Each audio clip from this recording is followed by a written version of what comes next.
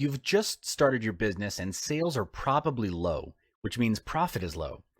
In this phase, you have two options. Either you grow the normal way or you scale fast. And to scale fast, you need to bootstrap. Bootstrapping means using existing resources to scale and grow the company instead of relying on external resources or money. This is beneficial to the business because bootstrapping forces you to think outside of the box and, in the end, realize there was no box to begin with. It's not the lack of resources that stops business owners from moving forward or innovating. It's the lack of resourcefulness that often gets them stuck.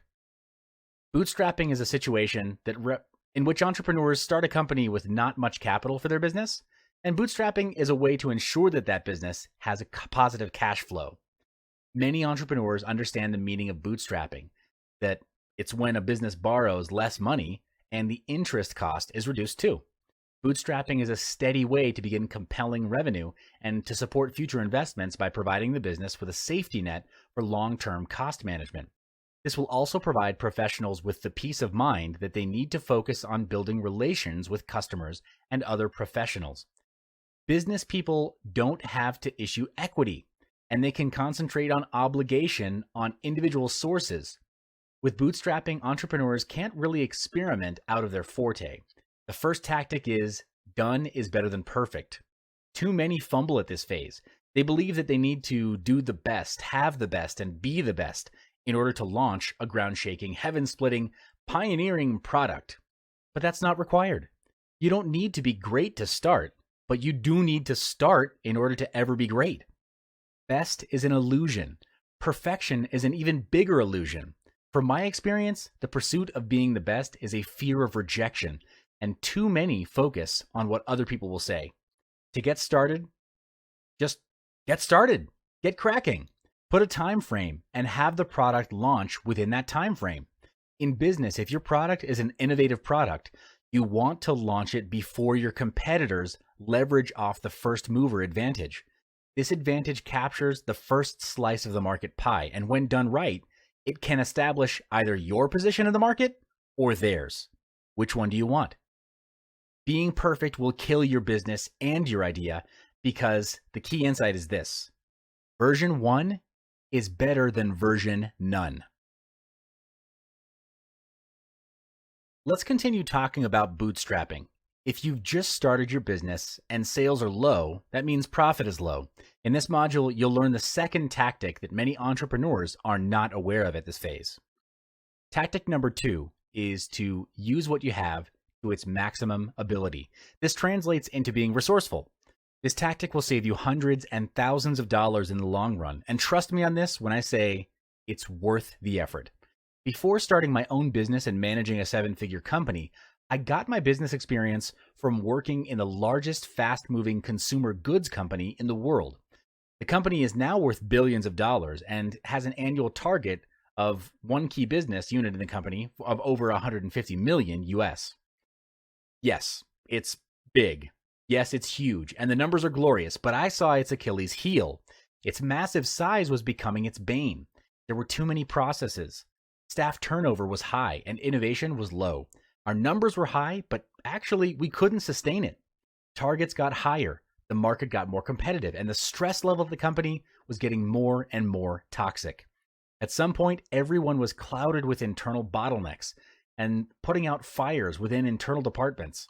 Smaller and newer competitors that came into the market were launching products faster than we could react or even innovate. And by the time we got the first campaign rolling to respond to our competitors' product launches, they had already launched product number 2.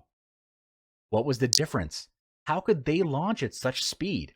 When we analyzed the situation, what I discovered was that because they were smaller, they could move and mobilize more quickly. They were being resourceful with what little they had, while we were dragging our feet. Don't make our mistake. In this module of Big Business Blueprint, you'll understand Tactic 3 as it refers to being innovative. This will help you as a business owner to constantly challenge your business. Tactic number 3, disrupt your own company, or your competitors will.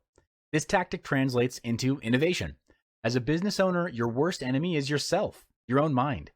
The moment you get complacent is the moment you stop growing. Your complacency is also your comfort zone, and there's only so much growth that can happen in your comfort zone. True story. I've heard you've heard of Uber, an app that makes hiring an on-demand private driver easy. Today, in 2017, Uber is valued at over $66 billion. The entire core function of the business is built on the model of hiring drivers. But guess what their R&D department is doing? They're researching self-driving cars. This means that eventually customers will hire self-driven cars instead of on-demand drivers. If Uber was not disrupting themselves, then Google or Tesla would do it for them. The big picture is these three bootstrapping tactics are designed to make you and your company grow with the most effective use of resources. Be obsessed with growth because that's the quickest way to get to 7 figures. Everything grows, even in nature. Do you know how a lobster grows? The hard shell doesn't grow with the soft body of the lobster. So the hard shell is a fixed size. When the soft body of the lobster grows, it feels discomfort. It expands into all the space within the hard shell. It starts to get really uncomfortable until at a certain point, it knows that it needs to shed its current limiting shell. The lobster then finds a spot under a rock, exits from its hard shell, and waits under that rock for its new layer to harden and grow into its new stature and its new strength. That's how a lobster grows, but I think we can learn from it, and that's how our businesses can grow too.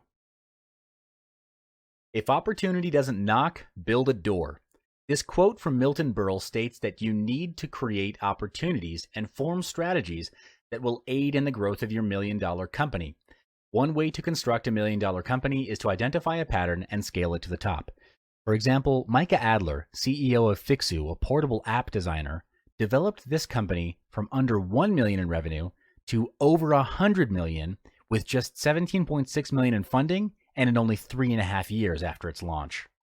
Some startups begin without any monetization strategy, and that's rather risky if there's no long-term goal.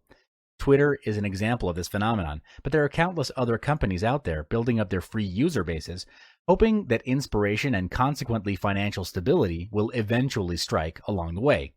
But most gainful organizations work from one of two conscious models. Either they pitch a ton of modest items to many individuals, or they pitch a couple of big ticket items to a more limited purchaser list. What's more important than choosing is having a defined plan for monetization. Knowing how you'll make money from the start will prevent wasted time spent hoping that something profitable will come together for you miraculously. Hitting $1 million in revenue during your first year is no small feat, and you certainly aren't going to achieve that goal with a team of underperformers. Yes, hiring slackers is cheaper and easier, but you'll pay for this convenience when your end of the year sales numbers come up short, and they definitely will, trust me. Instead, you need to hire all-stars, and the fastest way to do this is to ask around for referrals. Pay particular attention to the sales hires you make, as these key employees stand to make the biggest difference in your business's bottom line. Finally, if you want to shoot for the revenue moon, you need to be absolutely militant about gathering data and acting upon the data, not your gut. When I approach an innovative marketing project, I prefer to work in short sprints of a few weeks or less, where we'll try something new, check the stats to see how the changes impacted revenue, and then either commit the changes or try a new test. Growing a company to $1 million in revenue in your first year isn't easy, but it is possible. Stick to the tips above and be ruthless about profitability. Even if you don't hit this particular goal, you'll earn the strongest sales results possible for your company. Strategy allows organizations to develop a clearer understanding of their own organization and what's required for them to succeed. It helps organizations understand their core capabilities, identify and address weaknesses, and mitigate risks. It can help organizations better design themselves so that they're focusing on the right things that are most likely to deliver the best performance, productivity, and profit both now and in the future. While strategy can be difficult for many organizations to commence, its benefits are far-reaching and many. From creating new business opportunities to streamlining the operations and engaging staff, A well-formulated strategy will enable increased growth, productivity, and profit, both now and into the future. Depending on where you are now in your business, a pay of $1 million may appear to be intimidating or very distant. The trick is to work backwards. That means if you want your business to earn $1 million a year, the business sales target per month is $83,333 a month, or $20,833 a week, or per day, $4,166. Now that there's some clarity, the next question is, where is the business now and what does the business need to reach that target? The reason having a strategy is so important is because it gives businesses time to get a sense of how they're performing, what their capabilities are, and if these capabilities are able to help them grow. A strategy can identify trends and opportunities in the future. It can examine the broader changes in the market, such as political, social, or technological changes, as well as consumer changes, and develop tactics so your business can modify and develop to suit these future changes. By creating a business strategy, a company can create a competitive advantage and ultimately understand more about themselves and where they're going. In summary, when you're bootstrapping, work your current resources to their maximum potential and be creative about it. Explore different perspectives and seek for alternatives. Operate the business on its bare necessities to keep the margins high and be obsessed with creating value. So this is the second part of how to generate profitable offer ideas tactics, reinventing the wheel specifically. Reinventing in this context means taking an existing idea, stripping it down to its bare components, and then finding its key lever points and making it even better, even faster, and easier. The intention is to question the current ways of solving problems and getting things done. Just because it's always been done this way doesn't mean that this way is the best way. For example, the house rental market has been rather straightforward. You rent a house by entering into a contract with a landlord that decides the duration of rent and cost of rent with other terms and conditions. This has been going on for ages. Then you strip down all the components of this practice, which in this case is the landlord, tenant, rental, terms and conditions, contract, and home.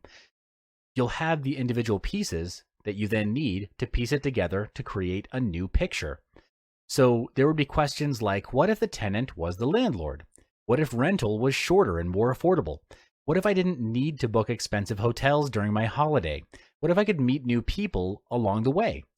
Breaking down these components is exactly what gave birth to Airbnb. If you don't know about it, Airbnb is an online marketplace where people can lease and rent short-term accommodations. This covers a wide range of vacation homes, apartments, homestays, hotels, and hostels. Today, Airbnb is valued at $31 billion. Just amazing. There are many more ways that you can use to generate ideas, but don't get caught up with finding the best way. Just pick one and get it done with. Remember that version 1 is always better than version none.